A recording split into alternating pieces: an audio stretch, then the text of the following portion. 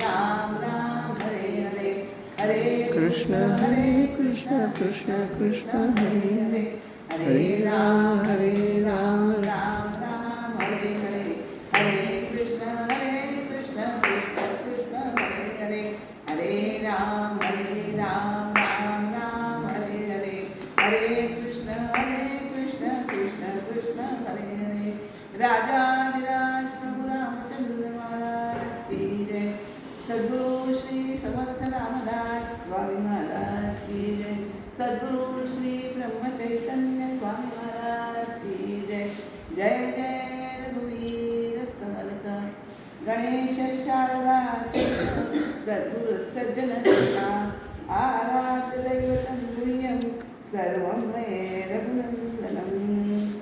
गुरुर्ब्रह्मा गुरुर्विष्णु गुरुर्देवो महेश्वरा गुरु साक्षात् परब्रह्म तस्मै श्री गुरवे नमः। सुखासारिखे पूर्ण वैराग्य जाते वसिष्ठा परी ज्ञान योगेश्वराचे कवी वाल्मिका सारिखा मानैसा नमस्कार माझा सद्गुरु रामदासा मला वाटते अंतरित्वावसावे तुझ्या दासोदासी पावोद व्हावे अपत्या परी पावनी प्रेम राजा महाराजया सद्गुरु रामदासा राजाधिराज प्रभु रामचंद्र महाराज की जय। सद्गुरु श्री समर्थ रामदास स्वामी महाराज की जय। सद्गुरु श्री ब्रह्म चैतन्य स्वामी महाराज की जय। जय जय रघुवीर समर्थ।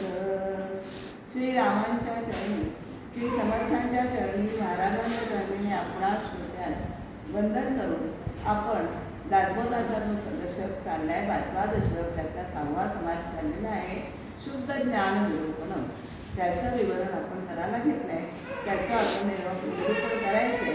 तत्पूर्वी आपण समर्थांना वंदन करणारं गीत आपण सादर करायचे आहे।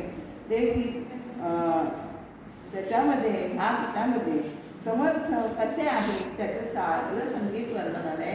हे या गीताचे कवी आहेत दास बाळ म्हणून आहे त्यांनी हे गीत रचलेलं आहे आणि मला माझे मामा माझे गुरु त्यांनी सांगितले जेव्हा समर्थांचं काही आपल्याला करायचं आहे तेव्हा या गाण्यातून त्यांना वंदन करायचं आहे म्हणून माझ्या मामांनी सांगितल्याप्रमाणे या गीतातून त्यांना वंदन करणार आहे आणि मग आपण पुढे जाणार आहोत। फिकीर नाही ज्याला म्हणती फकीर जन जाना म्हणती फकीर जन जाना कल्याणार्थ जगाच्या जाणे जन्म सर्व घालविला रघुवीर नामी मन रमवोनी कीर्ती रूपे जगला म्हणती फकीर जन त्याला म्हणती फकीर जन त्याला स्वार्थ स्वप्नील सेवयाच्या परोपकारा जगला राम नाम वैकरी वदितसे सत्कारी तो दाना म्हणते राम नाम वैकरी वदितसे सत्कारी तो जगला म्हणते फकीर जन त्याला म्हणते फकीर जन त्याला उदास वृत्ती सदैव चित्ते राम सखा त्या दिसला काम क्रोध मद मत्सर पूजा षड्रिपुना तो मुकला म्हणती फकीर जन त्याला म्हणती फकीर जन त्याला शांत नित्य गंभीर सदा तो स्थिर अंतरी झाला राम नाम अमृता से गुणी राम रूपची झाला म्हणती फकीर जन निस्पृह बाणा खरा शहाणा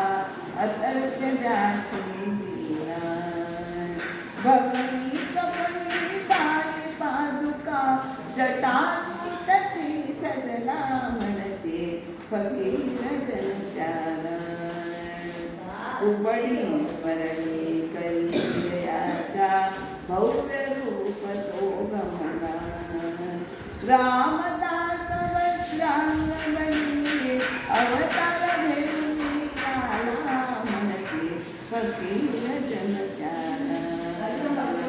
सज्जन गणित वास जयाचा रामदास अवतरला दास बाळ दासा संगे रामदास गणी झाला म्हणते रामदास गणी बनला म्हणते फकीर जन त्याला म्हणते फकीर जन त्याला फिकीर नाही जाना म्हणते फकीर जन त्याला म्हणते फकीर जन त्याला राजा राजपुरी महाराज की जय सद्गुरु श्री समर्थ रामदास स्वामी महाराज की जय जय जय रघुवीर समर्थ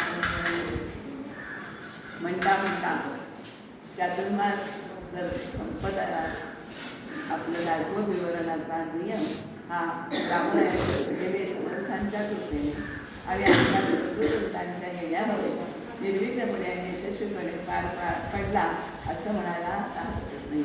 आपलं निरूपण जे चालू आहे ते शुद्ध ज्ञान म्हणजे आत्मज्ञान या स्वरूपाचं निरूपण आपलं चालू आहे. त्याचा थोडक्यात आढावा घेऊन आपण पटकन पुढे येऊया, कारण आपल्याला पुढे बद्ध मुमुक्ष आणि सिद्ध आणि साधक आणि सिद्धाचे 4 लक्षणं आपल्याला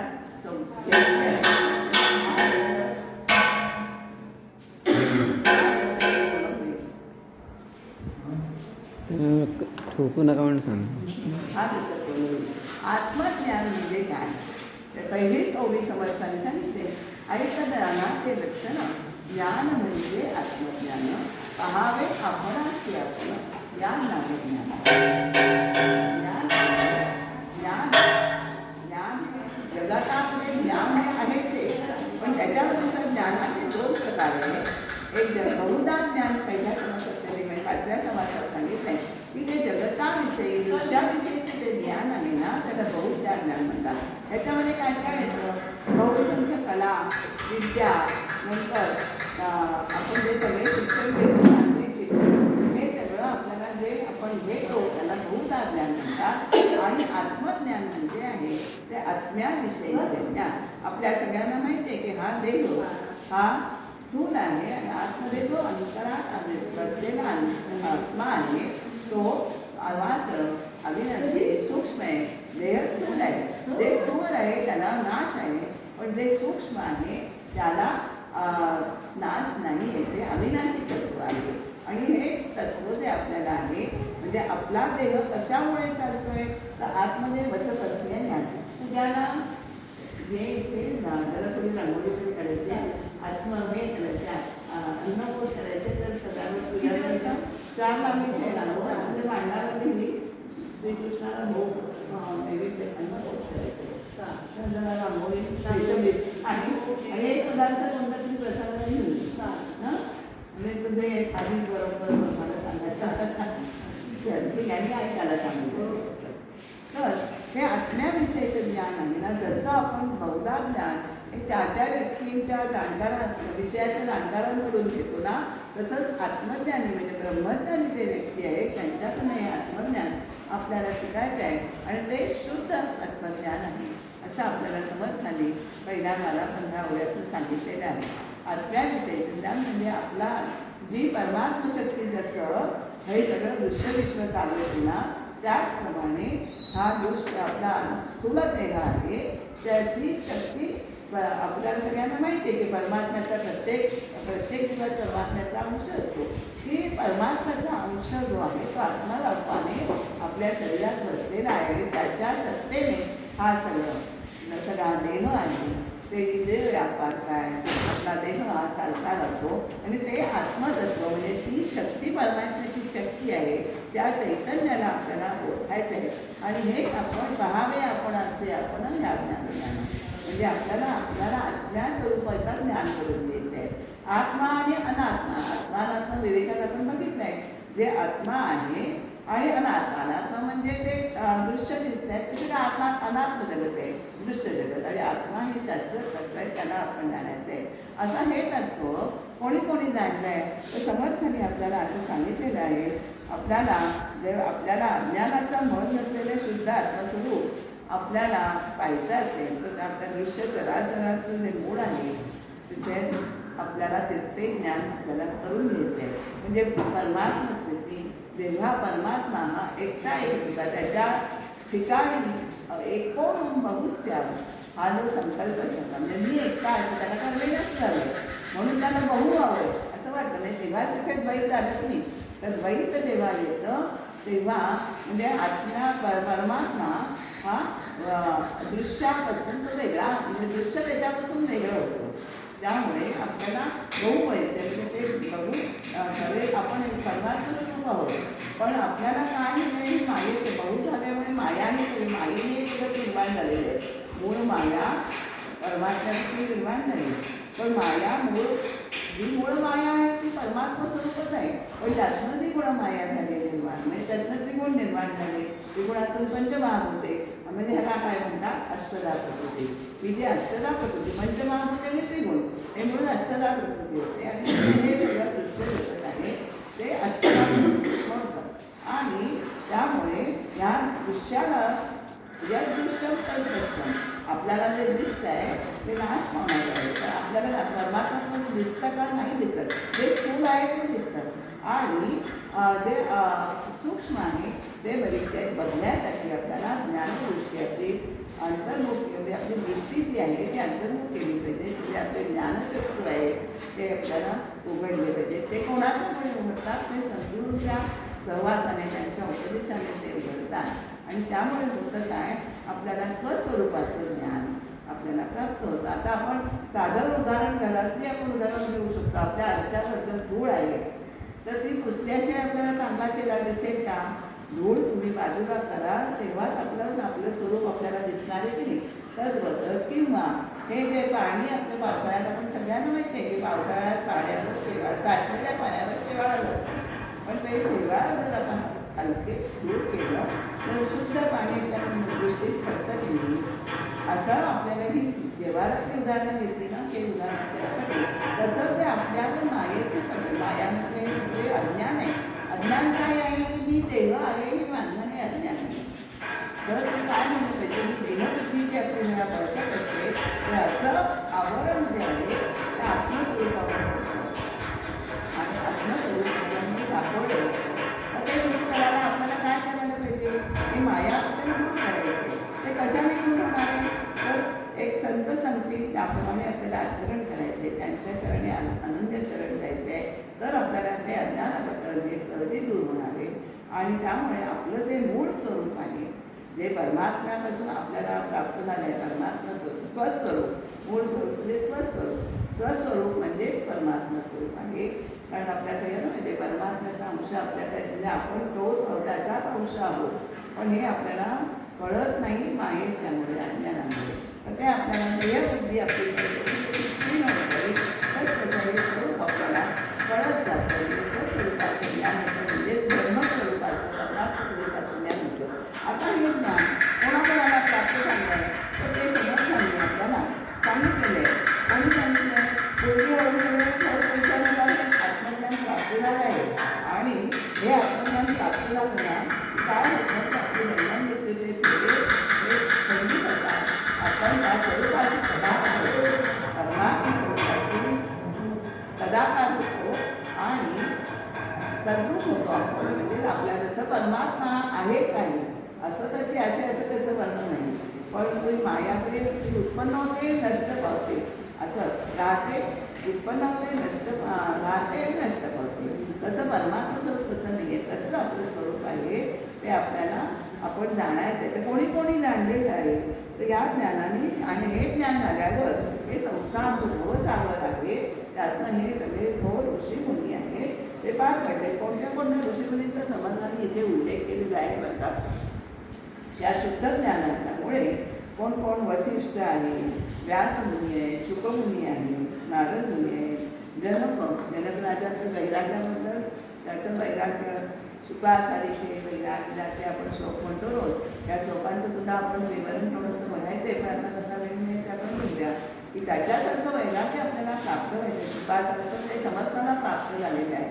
वसिष्ठा परिज्ञान योगेश्वराचे. वसिष्ठ हे ज्ञानी म्हणजे आत्मज्ञानी आहे, त्यांच्याप्रमाणे समर्थांना हे ज्ञान आत्मज्ञान प्राप्त झालेले आहे. समर्थ म्हणतात की ज्या प्रचिती आत्मप्रचिती कोणत्याही वेळेला तुम्हाला प्रचिती 3 लागतातच.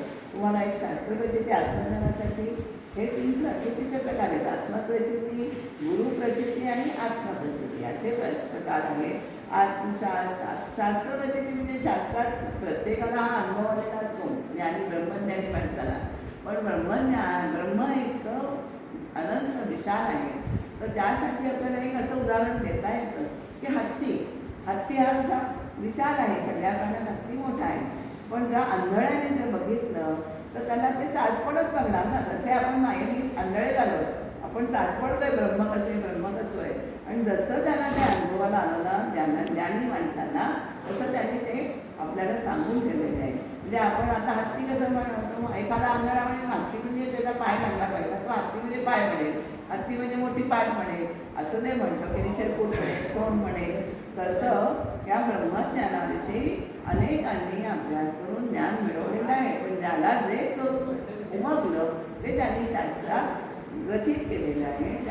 त्या ज्ञानाचा अभ्यास करणं, शास्त्रांचा अभ्यास करणं त्याला म्हणायचं शास्त्र. आणि सद्गुरूने हे सगळं ज्ञान आत्मसात केलेलं आहे. शास्त्र वाचलेले आहेत, पण ते त्यांना ज्ञान प्राप्त झालेलं ते शिष्याला सांगतात. आणि त्यामुळे सद्गुरूंना प्राप्त झाले जे आत्मज्ञान ग्रहण केलेले आहे ते शिष्याला सांगतात. त्यांनी गुरुप्रचिती आणि आत्मप्रचिती. शास्त्रमधून ज्ञान झालं, सद्गुरूंनी उपदेश करून झाला, पण हे सगळं झालं तरी स्वतःला अनुभव यायला पाहिजे. हा झाला की आत्मप्रचिती. आणि सगळे संत शास्त्रप्रचिती गुरुप्रचितीपेक्षा आत्मप्रचितीला सगळ्यांनी अधिक मान्यता दिलेली आहे. आत्मप्रचिती आपल्याला येण्यासाठी सद्गुरूंशी आपल्याला अनन्य शरण जायला पाहिजे. की सद्गुरूंशिवाय अन्य कोणी नाही तो अनन्य.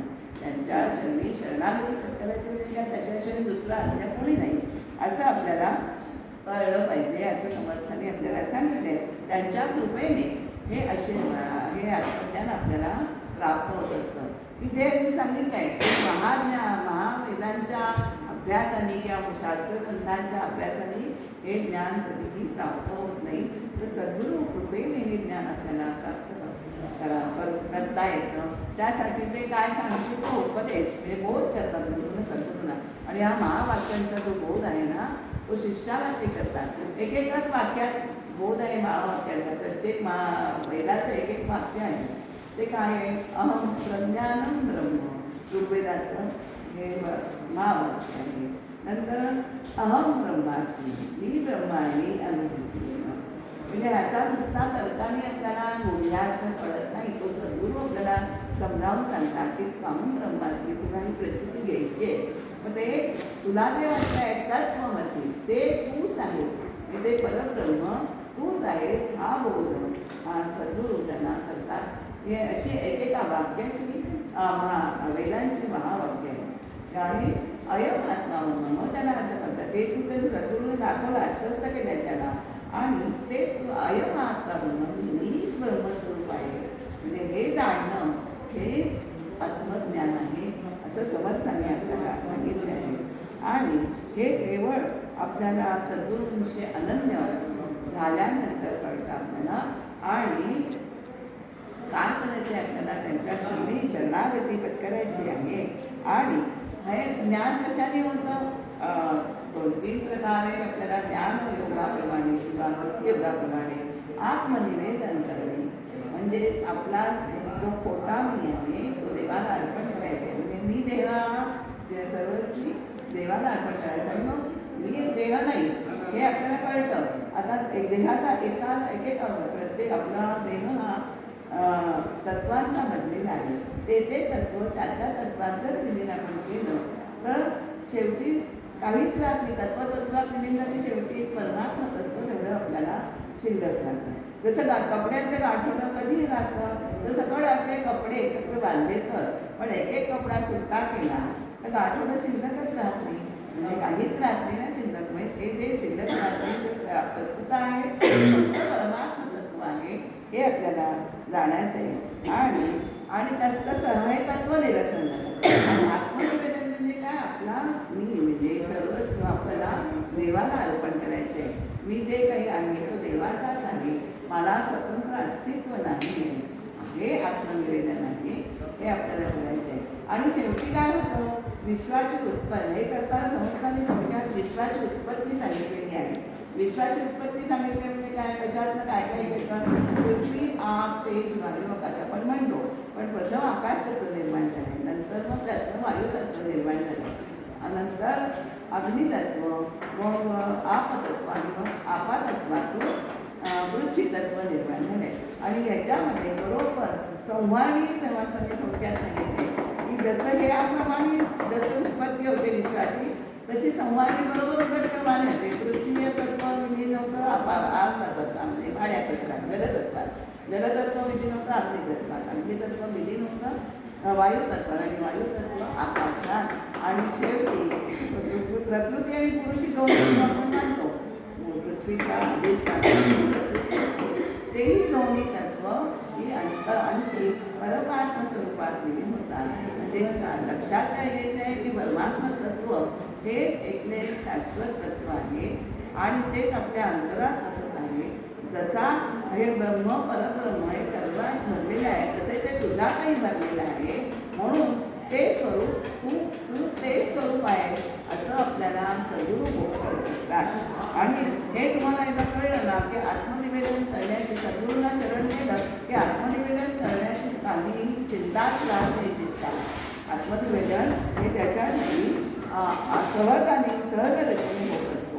म्हणून आणि आपण म्हणून काय करायचं आहे की आपण देहाचे म्हणजे देह चार प्रकारचे आहे बरं का.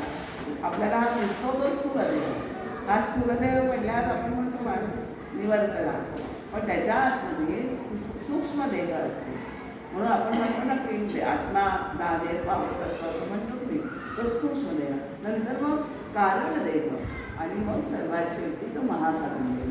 पण हे चारही देहांचं निरसन झाल्यानंतर आपल्याला त्याच्या पलीकडे जायचं आहे. मग आपण म्हणजेच आपण परमात्म स्वरूपी विलीन व्हायचे आहे, म्हणजे त्याच्याशी एकरूप व्हायचं आहे. म्हणजे आपण स्वस्वरूप ते परमात्म स्वरूप आहोत असा आपला प्रवास तो आपल्याला असा करायचा आहे. त्यासाठीच मनाच्या श्लोकाचं वर तुम्ही सांगितलं की ते हे बुद्धीचे आत्मबुद्धी करावी.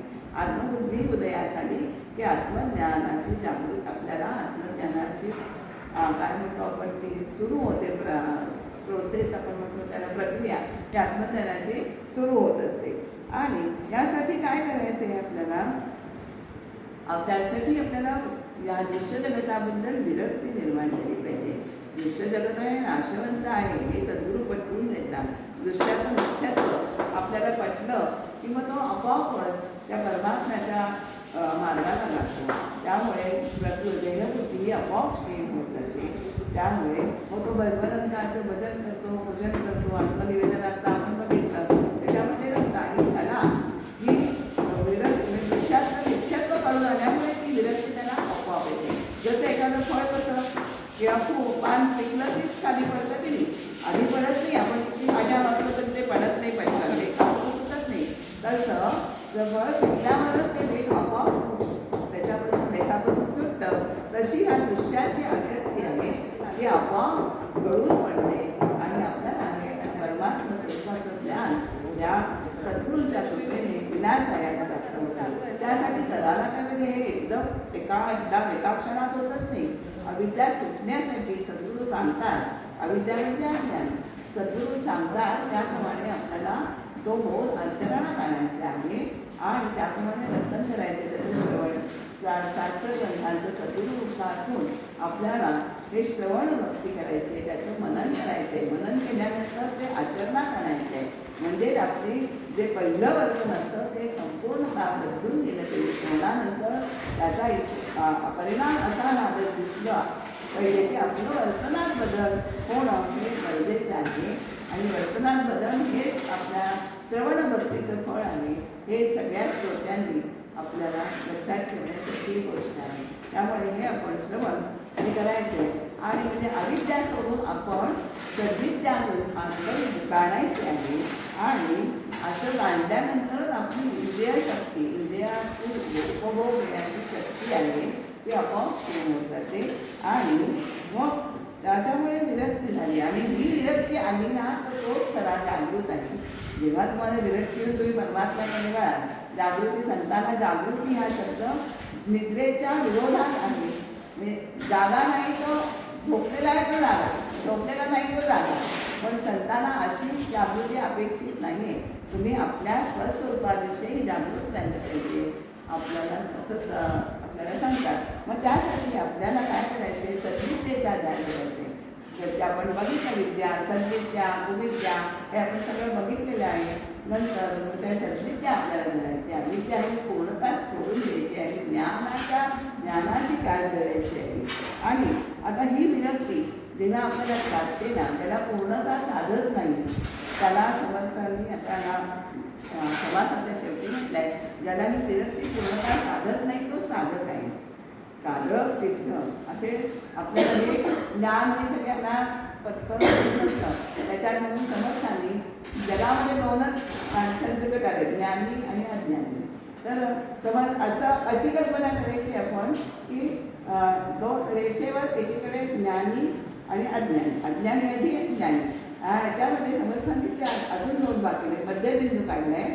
आणि त्याच्यामध्ये म्हणजे आरंभ बिंदू आणि मध्यबिंदूमध्ये एक मुमुक्षु असा वर्ग टाकलेला आहे माणसांचा.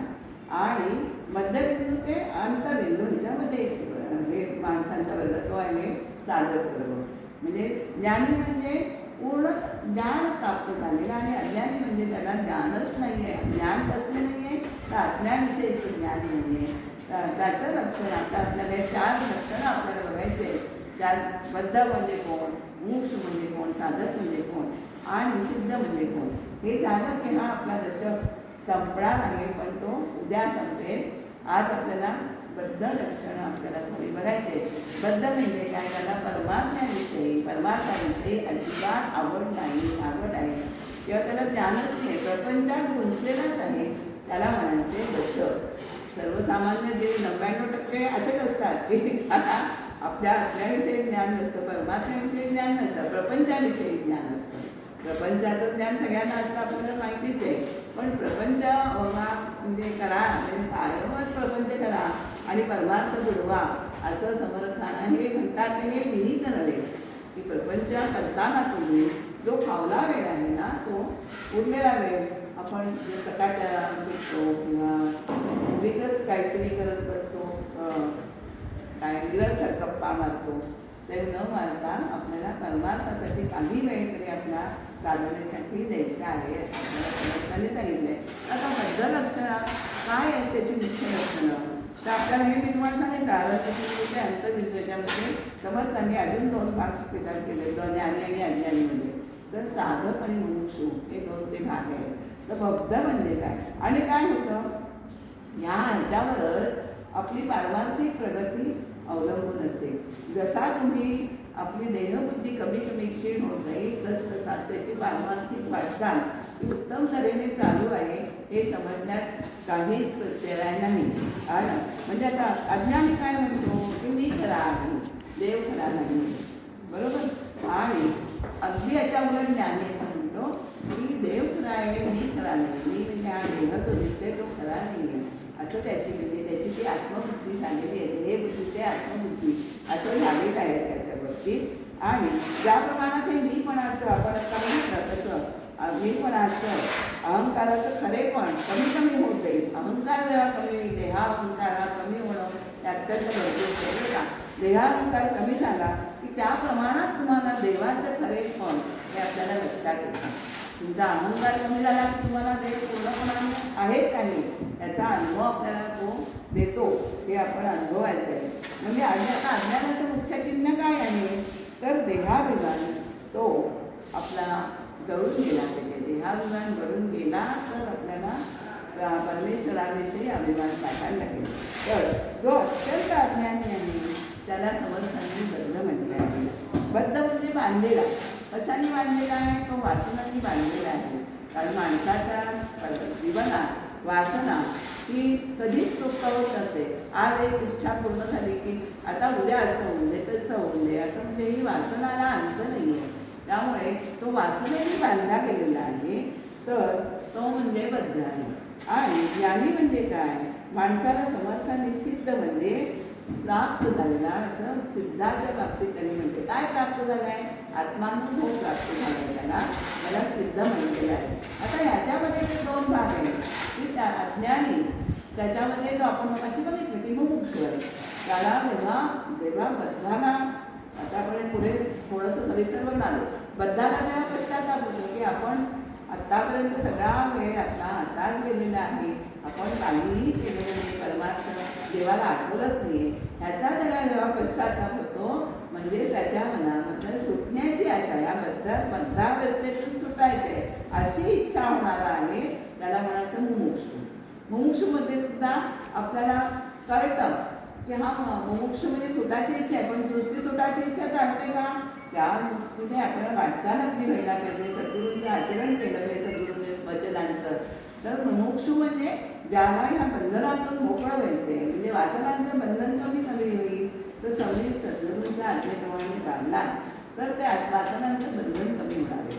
आणि मग ते बंधन कमी झाल्यावर मग तो साधक अवस्थाकडे जातो.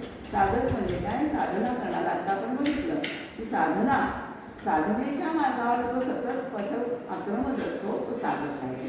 आणि साधना करता करता त्याला सिद्धावस्था प्राप्त होते. परंतु समर्थ देवा असं म्हणतात की तुम्हाला सिद्धावस्था प्राप्त झाली तरी सुद्धा तुम्ही आपला जो साधना अभ्यास आहे तो सोडायचा नाही आहे. कारण काय आहे? अविद्येचा अंमल इतका असतो की तुम्ही तो साधनाभ्यास करत गेला नाहीत ना, तर ते ज्ञान मंद होण्याची शक्यता असते. म्हणून ते ज्ञान आपलं सतत सतेज राहिलं पाहिजे. त्यासाठी तुम्ही साधना अभ्यास म्हणजेच काय? ते श्रवण करायचे, ग्रंथांचं त्याचं मनन करायचे, त्याचं निधिध्यासन तो सांगितलेला बोध आचरणात आणायचे. आणि मग चौथी पायरी आहे ती आत्मसाक्षात्काराची आहे की त्या चौथ्या पायरीवर तुम्हाला आत्मसाक्षात्कार होतो, म्हणजेच आत्मज्ञान होतं, सस्वरूपाचं ज्ञान होतं. सस्वरूप म्हणजेच परमात्मा स्वरूप हे आपल्याला हा बोध आपल्याला होतो, म्हणजे आपण परमात्मा स्वरूप आहोत, म्हणजेच अद्वैताचा साक्षात्कार होतो. तो आपल्याला सिद्धावस्थेत प्राप्त झाले की होतो.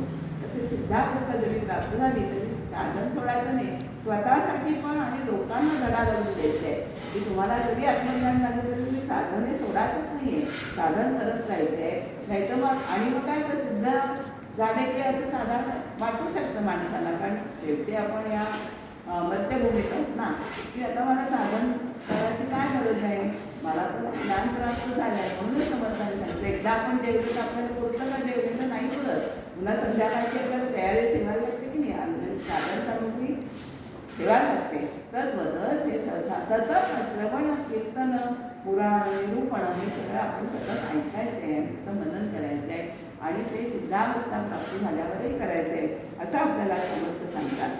आता हा जो समास आहे तो सगळ्या बद्ध लक्षणांनीच बद्ध लक्षणांनीच युक्त असा आहे. तर काय आहे त्याच्याबद्ध म्हणजे आत्मज्ञान नसलेलं आहे पहिलं वाक्य आहे समर्थांचं. आत्मज्ञान वासनेने बांधलेला आणि प्रपंचाला सर्वस्वी खरा मानणारा. प्रपंच हाच खरा आहे, किंवा त्याच्यामध्ये कुठला देव आले आणि कुठली भक्ती आली तर त्याला त्याच्याबद्दल काहीच वाटत नाही. आणि सामान्य प्रापंचिक आपल्याला असेच आढळतात, 99% मगाशी म्हणतात असेच सगळे असतात. त्याचे वर्णन समर्थांनी 7व्या ओळीपासून 41व्या ओळीपर्यंत सगळं लक्षणच बद्धांची सांगितली. या नामबद्ध असे आपण थोडीशी वाचूया, थोडीशी आपल्याला उत्सुकता असते की काय आहे बद्ध म्हणजे काय. तर काय आणखी काय सांगितलं आहे समर्थांनी? कामिनी आणि कांचन ही दोन वासना गुंतवण्यासाठीची बंधन आहे, त्या किंवा द्रव्य आणि दारा असंही म्हणतात, म्हणजे दोन्ही त्याचा अर्थ तोच आहे. तर याच्या प्रबळ वासना त्यांच्या ठिकाणी असते, तो म्हणजे बद्ध आहे. आणि त्याला त्याच्याशिवाय कामिनी आणि द्रव्याचे दुसरं काहीच दिसत नाही. नंतर आणि काय करतो तो? परमार्थाविषयी अज्ञान, प्रपंचाचे उदंड ज्ञान, प्रपंचाचे उदंड ज्ञान, येणे स्वये समाधान या नावाबद्दल. प्रपंचाचं उदंड ज्ञान आहे, पण परमार्थाविषयी मात्र अज्ञान आहे. तर तो बद्ध आहे हे नक्की समजावं. पण त्या परमार्थाविषयी अनादर अशा खूप समर्थांच्या ओव्या खूप सुंदर आहेत. वाचावा लागला की वाचावरच वाटतात. प्रपंचाचा अत्यादर, प्रपंचाचा अत्यादर आहे त्याच्या मनात आणि संसारदार जोरानं या नामबद्ध असं समर्थांनी आपल्याला यामध्ये सांगितलं आहे. तसेच बद्धाचांनी कोणत्या गोष्टींचा अतिरेक पण असतो बरं का त्यांच्यामध्ये. कोणते कोणते त्याच्यामध्ये समर्थांनी सांगितलेले आहे. काम क्रोध हे सगळे षड्रिपू आहेत त्यांचा अतिरेक असतो. अतिक्रोध त्याच्या ठिकाणी असतो. अतिराग म्हणतो आपण तसं. अतिराग काय म्हणतात तसं अतिराग काय म्हणतात एक म्हण आहे मराठीमध्ये. तो कालची आपल्याला काही लोटणारा आहे असं म्हणतात तसं. तर ह्या सगळ्या जो गोष्टी आहेत आणि सगळ्यात शेवटची ओवी काय त्यांनी सांगितली मी वाचणारे थोड्या वेळा की काया वाचा आणि मन चित्त वित्त जीवे प्राण, चित्त जीव प्राण आणि द्रव्यदारेचे करी भजन या नामबद्ध. द्रव्य आणि दारा हे भजन त्याच्यामध्येच तो रमलेला असतो. प्रपंचाचं परमार्थाचं भजन करत नाही. याला समर्थबद्ध असं म्हणतात. आपण थोड्याशा ओव्या वाचूया. आता मी म्हटलं तो अतिरेक कोणत्या गोष्टीचा आहे बघा बरं का की बहु काम बहु क्रोध बहु गर्व बहु मद बहु उद्बंध बहु खेद या नामबद्ध श्रीराम. बहु दर्प बहु दंभ बहु विषय बहु लोभ बहु कर्कश बहु अशुभ. म्हणजे त्यांचं सगळं कर्कश बोलणे काढणे कर्णकटू आपण म्हणतो किंवा कटू बोलणं आपण म्हणतो तसं ते अशुभच बोलायचं ते नवबद्ध आहे. म्हणजे सगळे जे विकार आहेत षड्विकार त्यांचा म्हणजे की आपण ते सगळं मत्सर सगळं चाललेलं आहे. टाटा अहंकार हे सगळं त्याचं बद्धाची लक्षणं आहे. किंवा बहुनिंदा एखाद्या माणसाला निंदाच करायची सवय असते. ते सारखं निंदाच म्हणजे दुसरं त्यांच्या तोंडी काहीच येत नाही. बहुकुतर्क वेदावेद नंतर कृपामंद या नावाबद्दल निंदा बहुद्वेष बहु अधर्म अधर्मानेच वागणारं त्याचे सगळे म्हणजे या सगळ्या गोष्टींचा अतिरेक हा बद्धाच्या ठिकाणी आपल्याला असतो. तर बद्धाच्या ठिकाणी अतिशयात्माने या गोष्टींचा कुठल्या गोष्टी आढळतात ज्याच्यात त्यांनी या ओव्यातनं आपल्याला वर्णन केलेले आहे. ते 22 ते 35 या ओव्यांमध्ये हे वर्णन केलेले आहे. प्रत्येकाने हे मुख्यतः हे वर्णन स्वतः वाचा आणि हा शेवटी आपल्याला शेवटी अवलोकन करायचे आपलं आत्मपरीक्षण करायचे की यातलं आपल्याकडे काय आहे. आम्हाला एक प्रश्न आला बरं का की हे 4 आहेत बद्ध मुमुक्षु सिद्ध साधक आणि सिद्ध. या 4 प्रकारामध्ये तुम्ही कोणत्या ह्याच्यात जाल. तर त्याचं लक्षण असं आहे की आपल्याला प्रपंचाविषयी आता अत्यादर आहे का नाही आहे. म्हणजे मी त्याचं उत्तर असं दिलं आणि बाईंनी मला खूप छान शेरा दिलेला आहे म्हणून मी थोडक्यात सांगते तुम्हाला. बरं मुमुक्षु म्हणजे काय आहे की जो पश्चात्तापाने पोळलेला आहे संसारात आपे दुःखवला तो परमार्थाची योग्य झाला असं समर्थांनी म्हटलेलं आहे. संसार दुःखाने तुम्हाला जर पोळलेला असत विविध तापांनी तर तुम्ही परमार्थाला योग्य झालात. पण माझ्या बाबतीत मी म्हणते की मी संसारात मला हे सगळं सद्गुरु कृपेने आहे की मला अशी वेळच आली की सद्गुरु कृपेने मला लहानपणापासूनच ही आवड आहे की परमार्थाची आवड आहे की मी कशाने दुखवली गेले संसाराने कोणत्या आपत्तीने म्हणून मी परमार्थाकडे वळले असं नाही आहे. म्हणून मी मुमुक्षुमध्ये पण मी बसत नाही आहे.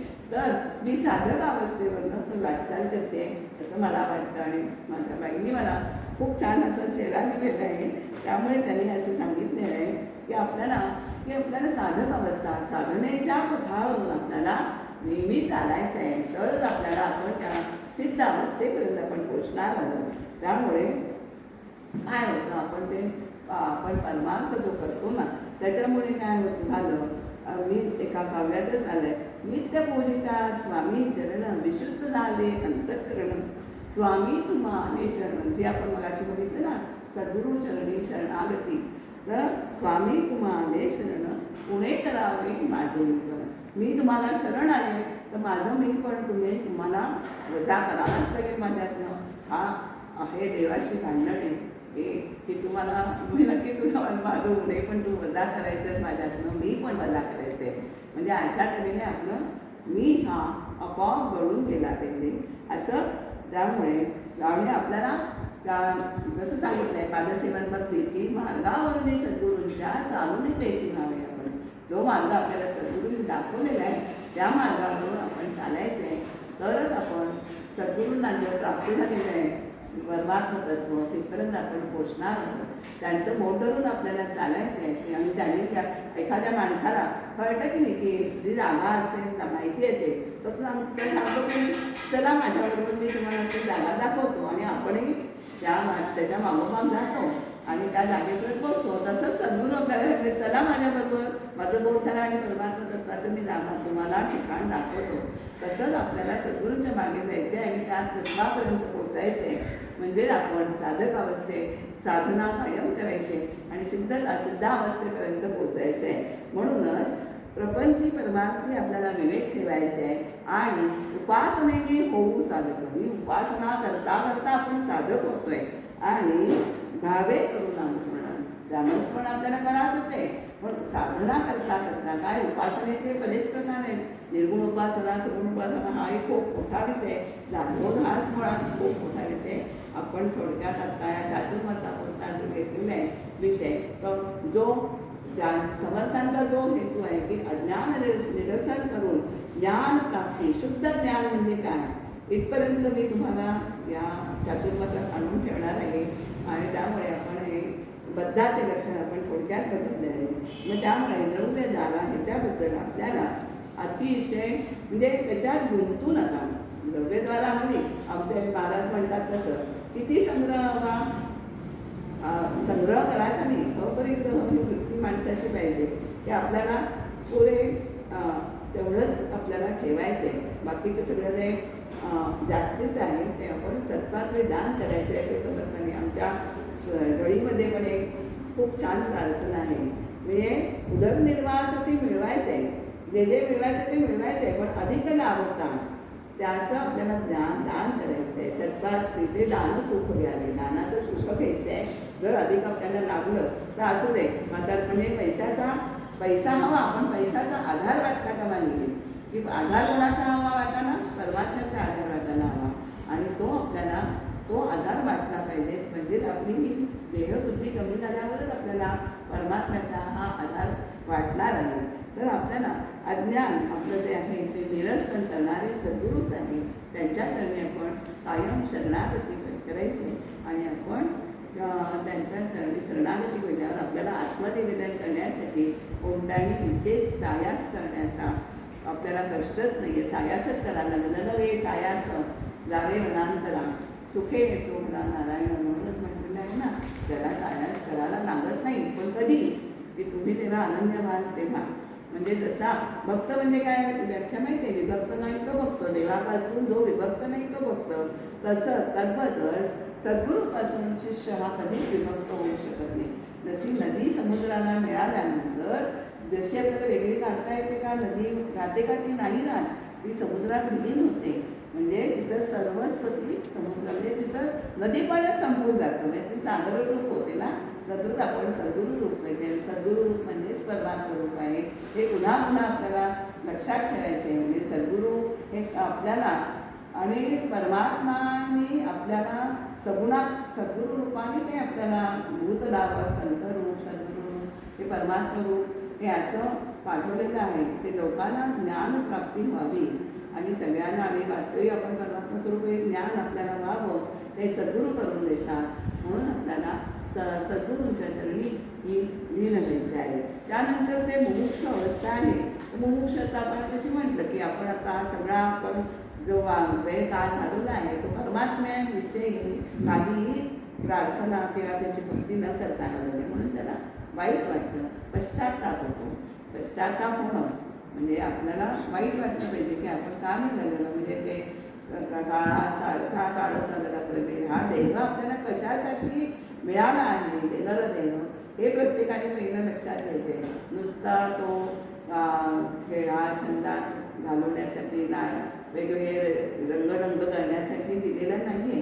त्याचा आपल्याला सदुपयोग करायचा आहे आणि सत्कारणे करायचे. तो सत्कारणे किती प्रकारे लावता येतो. सत्कार्य करून मला वेगवेगळी कीर्ती उपयोग लावे. तर तुम्ही काय करायचे लोकांना परोपकार करायचे, जगदोद्धार करायचे. या सृष्टीने आपल्याला ते पुष्कळ प्रकारे आपला देह हा सत्कारणे लावता येतो. म्हणून ते समाज सुधारक आपण जे म्हणतो त्यांची नावं आहेत की नाही आत्तापर्यंत आपली म्हणजे जे जाऊन इतके वर्ष झाले ते आपण त्यांची अभिमानाने नावं देतो. तसं आपल्याला ते आपल्याला सद्गुरू आपल्याला आपला देह सत्कारणी करायचा आणि सत्कारणी तुम्ही लावा आणि परमार्थ साधा असं समर्थ मी आपल्याला सांगते. तर मुमुक्ष काय करतो? मुमुक्षुची काय आहे? पूर्वकर्माचा पश्चाताप म्हणून की आपण जे आपण असाच खुशाल चेंडू जीवन जगलो. खुशाल चेंडू हा शब्द मला योग्य वाटत आहे. ते जगाला नको होतं. आता तरी आपण त्याची परमात्म्याची कास धरावी असा त्याला पश्चाताप म्हणून तो तिकडे त्या वाटतं जाईल. मग त्याला सद्गुरू भेटतात. मग सद्गुरूप्रमाणे तो त्यांचं वर्तन ठरवतो. ऐसा पोटी काय दिले ते ओमी काय आहे बघा का? ऐसा पोटी प्रस्तावला निरूपणे पालटला. हे सगळं कशाने? निरूपण सतत ऐकून त्याच्यामध्ये पालट होतो.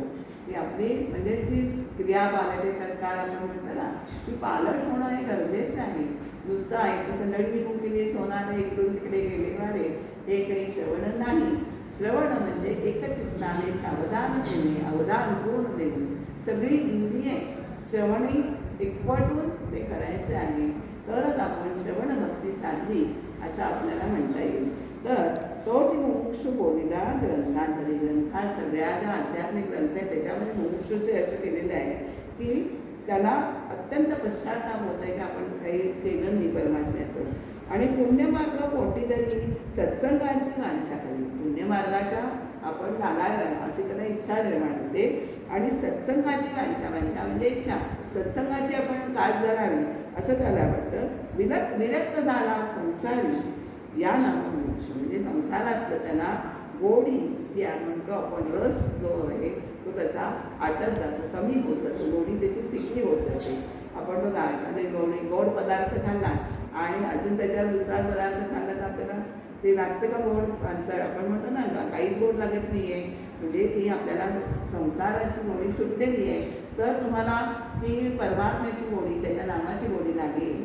तर ती आपल्याला गोडी लागण्यासाठी तर ही जी त्याची अवस्था होते ना म्हणजे पुण्य आता काय म्हणजे मनापासून संसाराचं वैराग्य ज्याला उत्पन्न झालं आहे तो मोक्ष असं समजायचं आहे. आणि त्यामुळे तो असं करता करता तो सद्गुरूंचा उपदेश ऐकून त्याच्या मनामध्ये हा पश्चाताप उत्पन्न होतो. आणि आता संसाराचा सोस बास झाला असं त्याला अंतरात वाटतं बरं का. आणि आता आपण या मार्गाला लागावं म्हणजे हा असं त्याच्या मनात येतं ना तो मुमुक्षू आहे. म्हणजे ह्या सगळ्या वासनातून आपल्याला मोकळं व्हायचं आहे अशी इच्छा होणे हा मुमुक्षूचं हे मुख्य लक्षण आहे. म्हणजे आणि अजून काही त्यांनी सांगितलं सारखं ते त्याच्या मनात येतं आणि मग तो त्या मार्गाला लागतो आणि मुमुक्षूच्या वाटेवर त्याची ही वाटचाल सुरू होते. असं करता करता तो साधक अवस्थेपर्यंत पोहोचतो. असं आपल्याला आपण इथेच आज थांबूया. उद्या साधक लक्षणं आणि सिद्ध लक्षणं बघून हा समाज म्हणजे हा 5वा दशक आपण इथे संपवून मंत्रांचा दशक आहे परंतु त्याचा विषय काय आहे? आत्मज्ञानाचाच विषय. बहुधा जे मंत्र आहेत ते 4थ्या दशकात आले आहेत. बरेच मंत्र कोणत्या कोणत्या देवांचे आपण बघितले मंत्र बरोच बघितले. म्हणून त्याला मंत्रांचा दशक असं म्हटलं असं तरी विषय मुख्य जो आहे तो आत्मज्ञानाचाच आहे. त्यामुळे हा दशक आपल्याला उद्या संपायचा आहे.